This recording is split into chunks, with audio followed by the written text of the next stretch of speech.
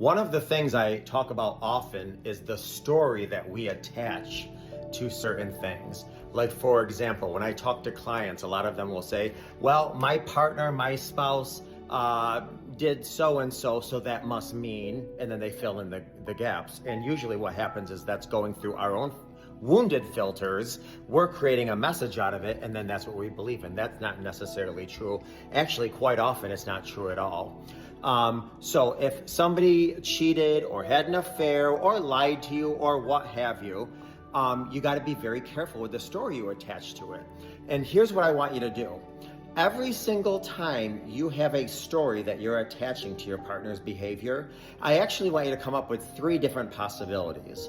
So for example, let me just say, when we're driving down the road and, somebody cuts us off, one of the first things we do is get upset, get annoyed, and what do? We attach a story to it. Oh, whatever the story is, they must think I'm insignificant, or they just don't care about my life, or, whatever the story is.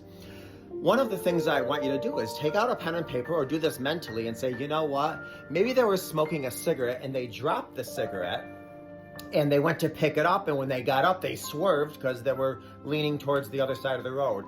Or maybe their child, because I have a daughter who's young and she talks nonstop on road trips, maybe they were turning around talking to their kids, and when they turned back around, they had to quickly swerve, yada yada. Or maybe they just got a call from the hospital and a close family member is in the ER, and they had to quickly swerve in front of me.